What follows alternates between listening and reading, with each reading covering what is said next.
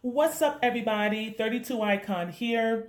I hope that you are doing well. I'm doing well myself. Today, I want to go over the HK VP9sk because, as I said in the previous video, there's not a lot of love for this particular pistol on YouTube, and I think a lot of people are missing out because it's a phenomenal pistol. So, I want to start with the gun being unloaded, and I have a little tape here for the serial number. I don't know, it like pops out on the screen, but anyway, the gun is unloaded. As you can see, it's locked back and the empty magazine. So I want to start with um, the comfort of the VP9, okay, or VP9sk. First of all, this was made off the platform of the VP9. Apparently, it was a great success, and I think back in 2015, I believe, it was like the gun of the year. This is an ambi gun, and because I'm left-handed, this works super duper well for me. But if you can see, I had to change my grip a little bit to make it a little higher because I noticed that it was slipping around in my hands when I was shooting it a time or two ago. And I went to the range, I changed it, got a little higher grip, and now it's super comfortable even with the flush magazine. I know some people prefer the magazine with the pinky extension, and at one point I preferred it, but now that I've been able to, work on my grip, I actually prefer the flush. Okay, but that's just my opinion. But as far as it being comfortable, it's super comfortable. The other thing with it is that for it to be so small, HK really did a good job with making sure that, the serrations are grippy, and they also added front serrations. FYI, this gun is not pointing to me, it's pointing off camera, just so you know.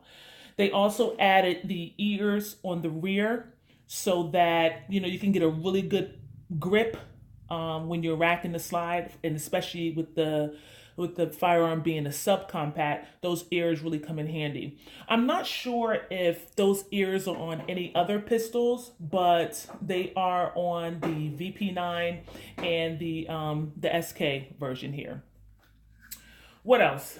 The mag release. Okay, so some people love this mag release. It's a paddle mag release, and it's on both sides. They're ambi. I don't particularly care for it.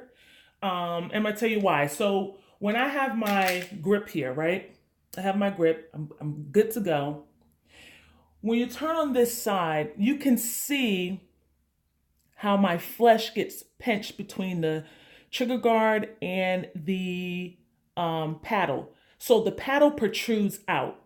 And when I'm gripping here on recoil, what happens is pinching between the trigger guard and my fingers getting stuck in the middle of the trigger guard and the mag release paddle. So for me, I prefer the regular button where you could just hit it with your thumb and it pops out. But this doesn't have that. I think on the VP9, there's I don't know, they only made like a few of them. They have like the button. If you don't like the paddles, you can order that. But I haven't seen it up close. I saw it on another YouTube video. I think it was like Such's video or something like that. He was talking about it. But again, I prefer the button as opposed to the paddles. But nonetheless, they work. They pop right on out. So, if that's what you like, then it totally works. As far as functionality of it, it functions very well. I mean, I don't think you can ask for a better pistol. It doesn't, it's not, having malfunction issues. It's not, the drop safe test that the SIG 320 was having. None of those issues on this. It just runs flawlessly. And in fact, for it to be a subcompact pistol, it's actually not a lot of, muzzle flip when you go to shoot. I think I showed some video, and you can check out one of my other videos. I think it's called VP9sk Chit Chat. And in the video, you'll see me shooting this gun, and it's not like I said, it's minimum muzzle flip for it to be a subcompact, and I think the barrel is 3.5 inches. So you would think there would be a lot of snappiness to it, and it's not. It's actually a smooth shooting firearm for it to be so small. I mean, it absolutely is. Now, it's not as concealable as the Shield or as the 43, because obviously it's a little bit thicker, whereas those other pistols are thinner, so they're easier to conceal. But nonetheless, this is very well made, and it is awesome to shoot. So, and because I have bigger hands, that's probably why I'm more comfortable shooting this than I would be a 43 or shooting the Shield. Okay, as far as the grip goes, again, I'm able to get my hands on it now that I changed my grip, but I don't think if I changed my grip, I would be as comfortable with it. But now that I figured it out, I am comfortable with it. Also, it has side panels that you can change out, as well as a back strap, small, medium, and large. Currently, the medium is on here. It has some texturing on the grip that allows you to get a good purchase on it. I have pretty, I don't know, I guess my hands get a little sweaty, so I prefer a more coarse type of stipple work on this, but it works just fine nonetheless. And it's a carry piece, so I'm not going to go too crazy on that. What else? The sights. The sights here, there are luminescent sights. So they glow in the dark, and they'll glow if it gets enough light during the day that would charge those luminescent sights, so you can have them at night. They're not ideal night sights. If you're looking for night sights, you might want to obviously go to an aftermarket manufacturer to purchase those, and be wary of that, because anytime you're doing any type of shopping for aftermarket parts for the HK series, they are very expensive, from the lights to the magazines to whatever you're trying to fix on here.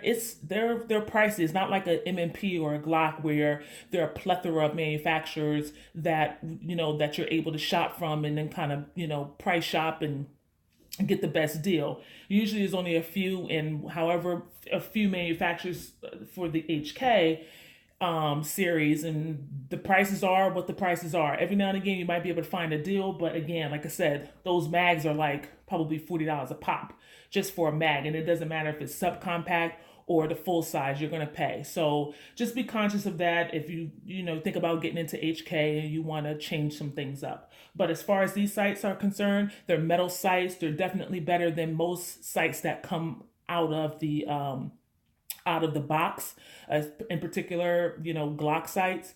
They're plastic and they're flimsy. So, if you're looking at these sights, immediately they're metal, they're 3-dot, and, I guess in theory, the luminescence sounded good, but in reality, you're not using them for night sights. But nonetheless, they're good to have, okay? I think that's all for right now, but again, I don't think that this particular firearm has gotten the love that it deserved. Oh, before I do forget, the trigger. So how can we talk about the VP9sk and not talk about the trigger?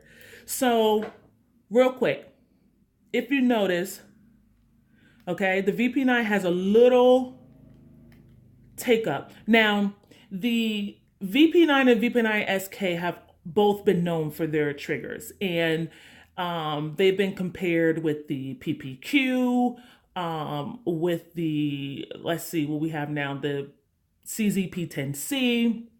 So, and even the Canic. I don't know if you guys know, but the Canic series, especially the Canic Elite, has a really nice trigger. But anyway, I say all that to say that the VP9 series falls in the category of great triggers. So here's the take up here, okay? And I get to a wall, and now my break. So there's not a lot of take up, but the one thing that I don't like about the SK is the reset. The reset is pretty long. Here we go. That's the reset right there. That's pretty long. And then, you know, the break again. For instance, here's the Glock 19. It's unloaded. There's no mag. But when you, okay, so I have to be careful because the take up on here is not as much as the SK. So I don't want to pull the trigger. So the take up is very minimum. Now, this is an aftermarket trigger. It's an Overwatch precision tack trigger. So it is going to be, you know, a little bit better in terms of overall travel and reset and all that good stuff. But I just want to let you know, here's a little bit of the take up. Now I'm already at the wall. That's the break. Here's the reset. Okay? Not as much travel as the reset on here. Okay? That spring just pushes my finger out there. So again, it's still a great trigger, don't get me wrong. It's just the reset. For whatever reason, I'm not feeling the reset. But again, awesome pistol, reliable, comfortable, perfect for carry. You will not go wrong. Expensive aftermarket, but it does the job. It's underrated, and I think if you found one and you shot it, you will love it just the same. So I hope you guys enjoyed this video. Please like and subscribe, and I will catch you on the next one. Peace.